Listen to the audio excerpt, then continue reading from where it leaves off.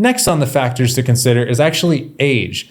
Age is really important to consider because as we progress through our life, almost all men do lose some hair. The density of their hair decreases. If you look at men in their 60s, 70s, 80s, you'll see that there's less hair than someone who's a teenager or a man in his 20s. If you are in your 30s, your 40s, 50s, or 60s, you definitely want to consider how old you are and what density your hair really is. Of course, you're gonna wanna go for the correct match by matching it up with your density of your hair now. But as a general rule of thumb, you can say that if you are on the older spectrum of age, that your hair is going to be a lighter unit. You may be in the extra light to light range. If you are younger though, of course, depending on your ethnicity, depending on how naturally dense your hair was,